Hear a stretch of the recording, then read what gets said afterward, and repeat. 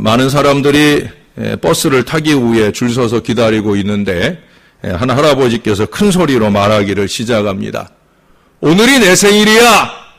75번째 생일이란 말이야.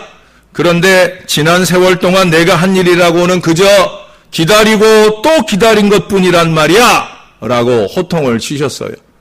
그러자 옆에 있던 아가씨가 그게 무슨 말씀이세요? 하고 참견을 합니다. 그러자 이 할아버지가 한평생 무엇을 기다리거나 누구를 기다리다 끝난 것 같단 말이지 라고 말했습니다. 그러고 누가 시키지도 않았는데 주문을 외우듯 다음과 같이 읊조렸습니다. 18세가 되기를 얼마나 고대했던가. 면도할 날이 오기를, 투표할 날이 오기를, 술집에 마음 놓고 들어가 한 잔 꺾을 수 있는 날이 오기를, 어서 빨리 커서 여인을 사랑할 수 있기를, 결혼한 날이 오기를, 첫 아이가 태어나기를 얼마나 기다리고 기다렸던가. 아, 그러나 이제는 죽을 날만 기다리고 있으니 에이 빌어먹을 이놈의 버스마저 기다려야 하니 더 이상 못 참겠다. 그러시고는 그 줄에서 빠져나와서 어디론가 총총히 사라지셨습니다. 이 할아버지는 75년 세월을 헛사신 듯 보여집니다. 인생은 그렇게 부단히 기다리는 것이고 그 사이사이 기다림의 끝마다 맛보는 희열이 있음을 제대로 느끼며 즐기며 살아오지 못하신 거지요.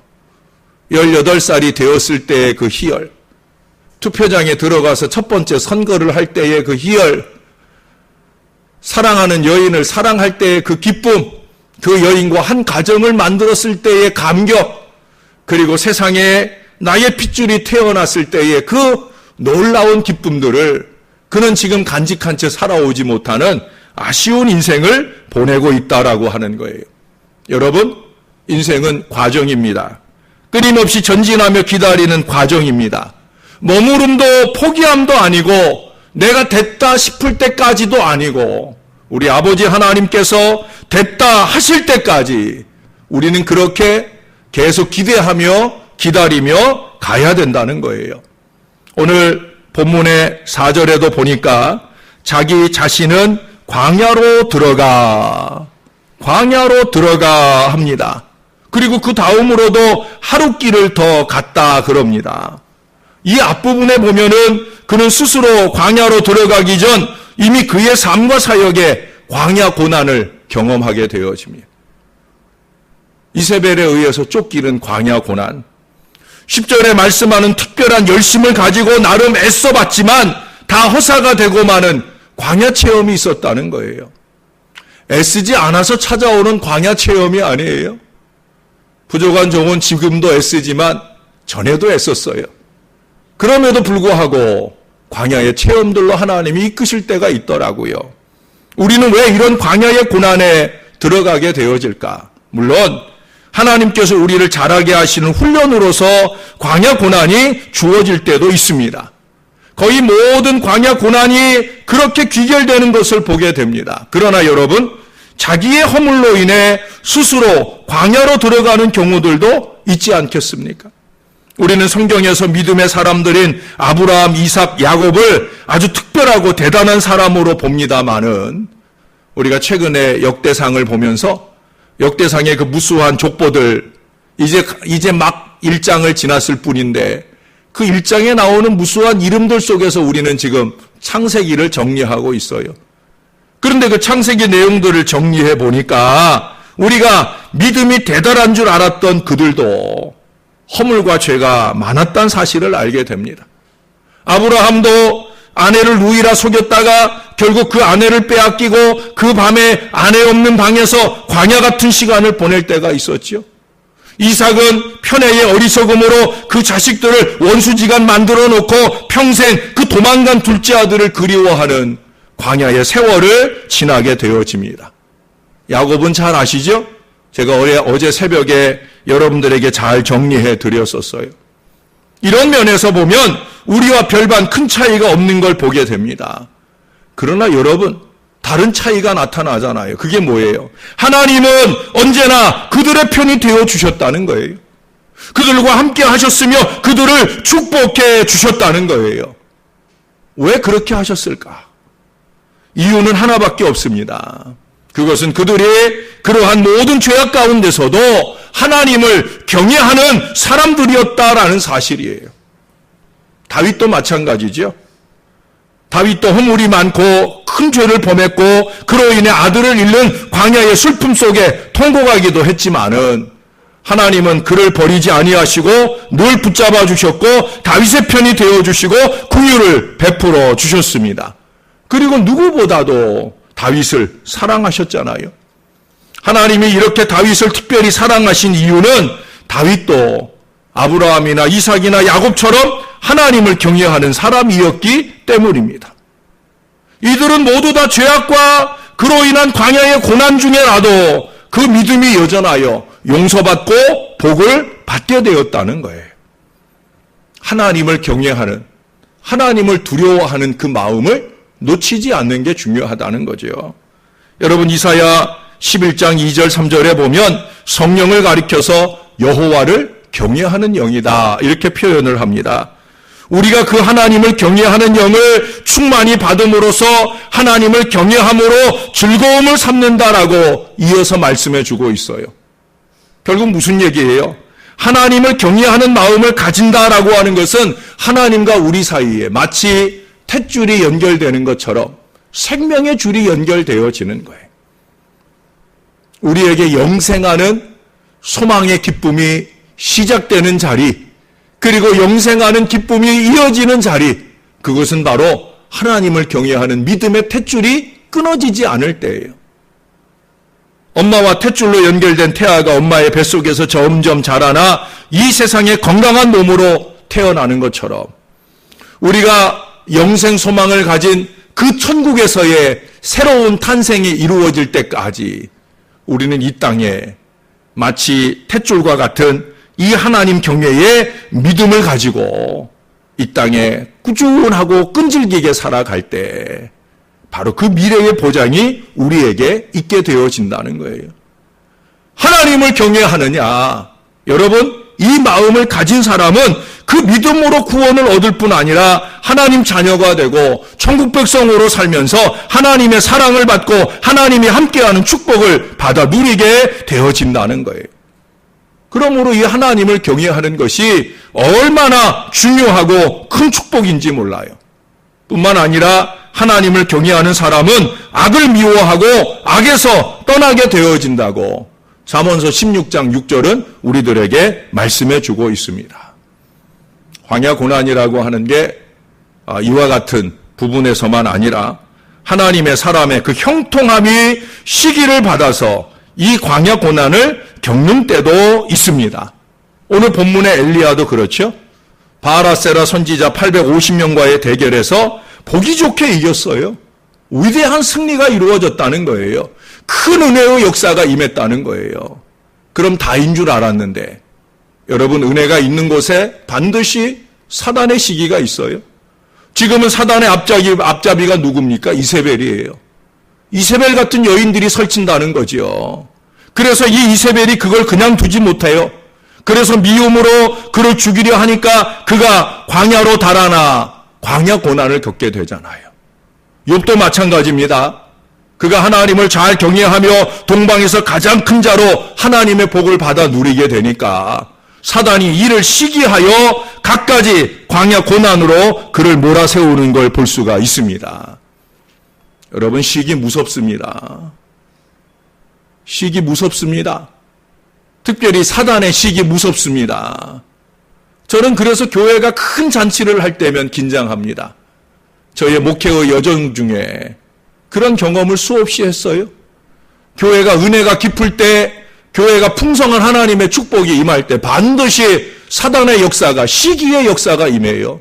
안타깝게도 그 사단의 앞잡이는 밖에 있는 게 아니라 안에 있는 경우들이 더 많더라는 거예요. 여러분, 정신을 바짝 차려야 됩니다. 내가 바로 그 사단의 앞잡이로 이 교회를 광야 고난으로 몰아가는 어리석음을 범하지 않도록 영적으로 긴장하고 깨어 있어야 된다는 거예요. 이 시기가 우리를 광야로 내몰아 버립니다. 그래도 여전히 하나님을 경외하는 그 마음을 놓치지 않아야 됩니다. 왜? 그것이 바로 승리의 비결이기 때문에 그래요. 제가 여러분에게 들려드렸던 이런 말이 있죠. 상처가 재산이다. 우리 믿는 사람들에게는 상처가 재산입니다. 누군가 나에게 남긴 상처가 오히려 훈장이 될 수 있다는 거예요. 예수님께서 십자가의 고난 앞에서 얼마나 많은 상처를 입으셨습니까? 바울이 이 땅의 선교 사역을 위해서 얼마나 많은 상처를 입었습니까? 그러나 그 상처는 상처로 끝나지 않잖아요. 바로 영광의 천국에서 그것은 모두 다 훈장이 되어진다는 거예요. 그 비밀은 알파벳 하나에 달려있다고 말해도 과언이 아닐 거예요. 우리가 고난을 영어로 퍼니시먼트, 고난을 영어로 퍼니시먼트, 벌로 생각하는 사람은 퍼니시먼트의 그 피로 시작하는 패인, 고통을 겪게 되는 거예요. 고난은 그냥 고통이 아닌데, 고난을 벌로 생각하면, 벌로 생각할 수밖에 없는 죄악된 인생을 살고 있으면 고난은 그냥 고통이 될 뿐입니다. 그러나 고난을 선물로, 이 고난을 통해 하나님께서 나를 더 키워주시려나 보다 하는 이 은혜의 선물, 기프트로 생각한다고 하면 페인에서 피 대신에 기프트의 쥐를 넣으면 게인이 됩니다. 게인은 이익, 축복, 진보 이런 의미를 가지고 있어요. 고난을 하나님의 선물로 생각할 수 있다고 하면 우리는 그 고난을 통해 얼마든지 영적인 이익을 얻을 수 있다라고 하는 거예요. 사랑하는 여러분, 자신을 위해 선물을 좀 준비하셔요. 나를 위해 줄 수 있는 선물은 뜻밖에도 많이 있습니다. 저도 저 자신에게 선물을 할 때가 있어요. 제가 제 자신에게 가장 크게 주는 선물은 쉼입니다. 편안입니다. 안식입니다. 하나님 안에서 저를 좀 쉬게 해주는 선물을 저는 저에게 줄 때가 있습니다. 제가 지난주일 주보에는 곰생각에다가 사순절 특세 뒤에 이 새 일에 강단 기도를 시작하게 한 어떻게 보면 곰 같은 미련함을 적어 보았었습니다. 쉬지 않고 달려가는 저의 목회적 여정을 적어 보았었어요. 그러나 오늘 주보에는 그런 중에도 제가 지난 월요일 우리 35년 전에 신학교에서 만났던 우리 친구들, 그 좋은 사람들과의 만남을 통한 쉼을 제가 적어 놓았습니다. 이번 주 글 제목은 쉴 땐 쉬어라 하는 제목이에요. 쉼의 선물을 주는 거예요. 오늘 하나님께서도 이 엘리야에게 광야 고난을 지나서 쉼의 자리로 이끌어 주시는 말씀을 이어보게 되어집니다. 4절 하반절을 보시면 한 로뎀나무 아래에 앉아서 자기가 죽기를 원하여 이르되 여호와여 넉넉하오니 지금 내 생명을 거두시옵소서. 나는 내 조상들보다 낫지 못하나이다 하고 로뎀나무 아래에 누워 자더니 천사가 그를 어루만지며 그에게 이르되 일어나서 먹으라 하는지라. 본즉 머리맡에 숯불에 구운 떡과 한 병 물이 있더라. 이에 먹고 마시고 다시 누웠더니. 그 뒤에도 계속해서 이 로뎀나무 아래에서의 하나님의 만져주심을 계속 이루어지고 있습니다. 우리 교회가 교회 앞에다가 데크를 세우고 그 데크의 이름을 뭐라고 지었는지 아셔요? 로뎀나무 아래라는 이름을 지었어요. 바로 오늘 본문에서 근거하는 얘기예요. 이 지역을 지나가는 이들이 잠시라도 그곳에 엉덩이를 붙이고 쉬기를 바라는, 거기서의 쉼이 이제 이 제단으로 들어와 영원한 쉼이 되기를 바라는 그런 마음으로 그런 이름을 붙여보았습니다. 사랑하는 여러분, 바로 이것은 17장에서 처음 그가 그리시네가로 숨었을 때 경험했던 바로 그 손길과 같은 거예요. 하나님은 그렇게 그리시네가로, 로뎀나무 아래로 우리를 이끌어 쉬게 하십니다. 광야의 마라 뒤에 엘림의 안식이 있듯이 엘리야에게는 광야를 지나 로뎀나무 아래에 안식과 위로의 손길이 있다는 거예요. 주님은 그렇게 우리를 만져주셔요. 쉬어라. 휴식을 취한 들판은 풍성한 곡식을 생산한다. 오비드라고 하는 사람이 한 말입니다. 유진 피터슨도 바쁜 사람이야말로 게으른 사람이다라는 말로 휴식의 의미를 새롭게 해주고 있어요. 여러분, 자기를 쉬게 하는 것은 게으름이 아닙니다. 오히려 지나친 바쁨으로 몰아세우는 것이 게으름이라는 거예요. 자신에게 하나님 안에서의 쉼을 좀 선물해 보시기 바랍니다. 주일도 그저 한 번 예배 딱 때우고 가지 마시고 온전한 주일 성소로 이 하루를 쉴 수 있으면 좋겠습니다. 또 이번 주 수요일에 우리 전교인 야외 예배를 통해서 참 쉼을 경험할 수 있으면 좋겠습니다.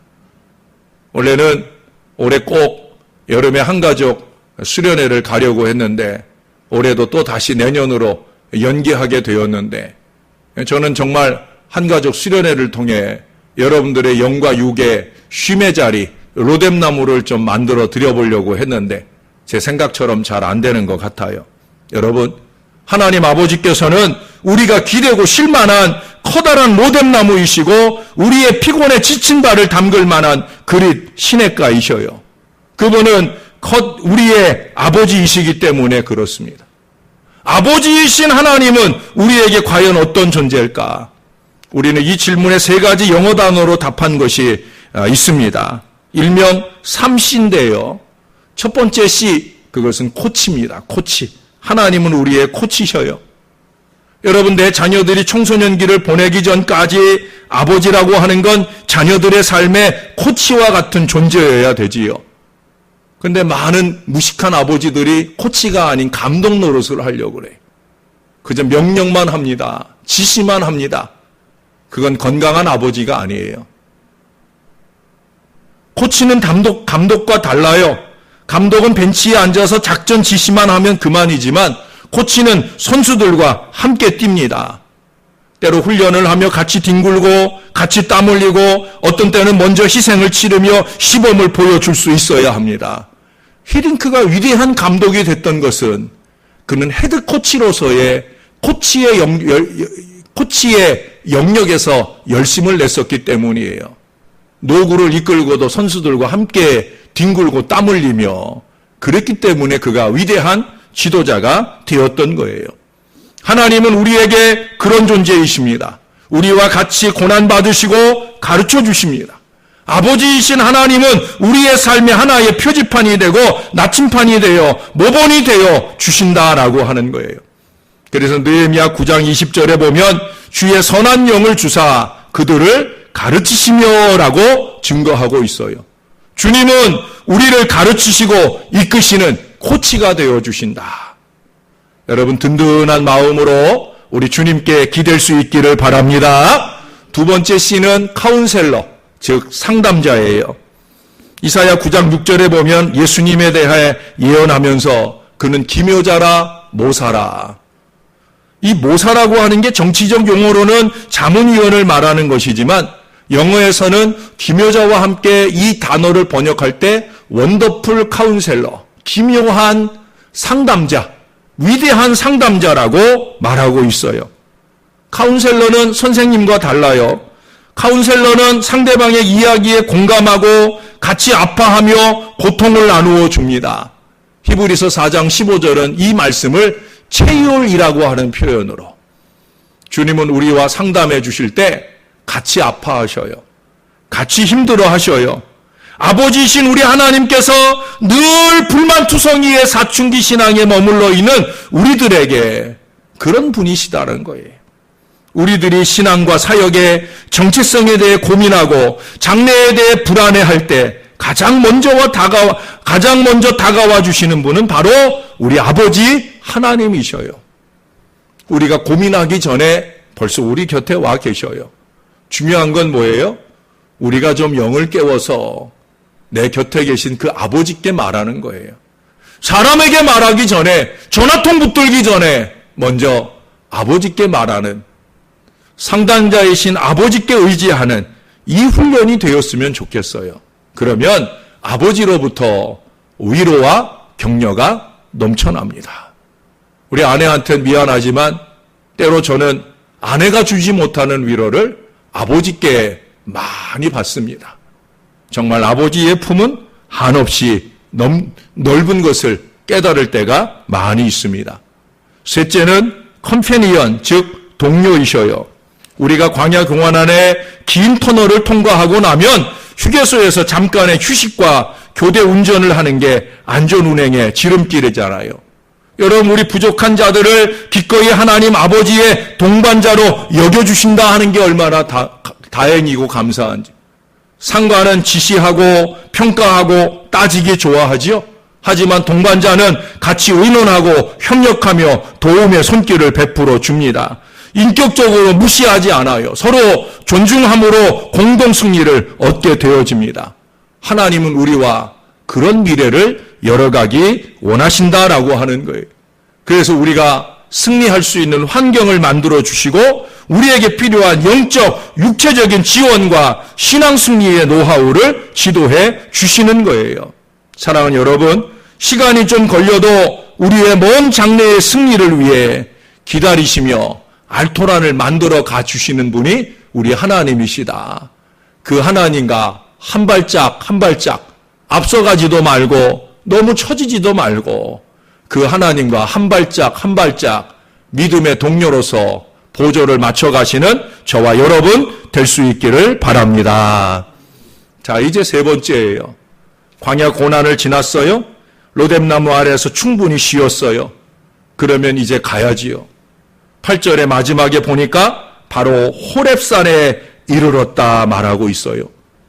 너무 그 사역이 힘들어 죽기를 청하기까지 했던 이 엘리야지만 바로 그 호렙산에서 새로운 사명을 부여받는 걸 보게 됩니다. 여기까지 가야 되는 거예요. 하나님께서 그토록 은혜를 주셨으니 이제는 우리가 하나님의 사명을 받고 헌신하는 이 호렙산의 경험을, 호렙산의 소명을 경험해야 된다는 거예요.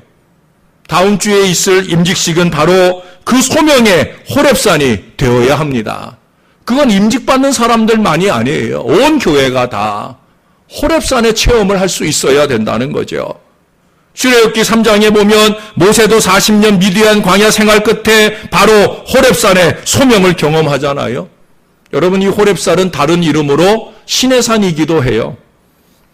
이스라엘 역시도 이 산에서 십계명을 받아서 그 십계명의 실천의 소명 백성으로 부름받는 걸 보게 되어집니다. 야곱도 형에게 쫓겨 광야로 내몰린 적이 있지 않습니까? 그러나 야곱에게도 하나님의 위로와 약속이 주어진 베델, 곧 로뎀나무 아래가 있었고요. 야복강가가 바로 그에게는 호렙산이 되어지잖아요. 그는 그 야복강가에서 야곱이 아닌 이스라엘의 소명의 이름을 부여받게 되어지잖아요. 그래서 그 야복강가가 야곱에게는 호렙산이 되는 거예요. 여러분들의 호렙산은 어디입니까? 여러분, 사람이 아무리 많은 달란트를 가졌어도 사용하지 않으면 아무 소용없는 거예요. 어떤 사람이 미디안 족속에게 해시계를 선물했답니다. 그 생긴 모양으로 볼 때 얼마나 기묘하고 멋있는지 무척 좋아하더랍니다. 너무 소중한 선물이니까 이 선물 잘 보관해야 되겠다. 그래서 아주 비싼 보자기로 덮어서 저 구석에다가 잘 보관했어요. 잘한 일인가요? 해시계가 해를 봐야지. 해시계가 해를 보면서 시계로서의 역할을 해야지 되어지는 거지. 그렇게 폭 싸가지고 잘 보관해 두는 것이 잘하는 일이 결코 아닌 거지요. 그 해시계는 영원히 쓸모없게 되어지고 말았어요. 이렇게 아무리 좋으면 뭐합니까? 쓰지를 않고 보관만 하면 없는 것이나 다를 바 없는 거예요. 여러분, 우리의 자손들이 그렇게 하나님께서 쓰시지 못할 인생이 되면 되겠습니까? 세상이 필요로 하지 못하는 인생이 되면 되겠습니까? 저희 집 가훈이 하나님과 세상이 필요로 하는 사람이 되자 하는 거예요. 작은 것일지라도 우리가 가진 재능과 실력을 통해 하나님께 쓰임받자 하는 바로 그런 얘기예요. 사람은 무엇을 얼마나 많이 소유했느냐 하는 것보다 더 중요한 게 뭐예요? 그가 가지고 있는 것이 많든지 적든지 간에 그것을 어떻게 사용하고 있느냐 하는 거예요.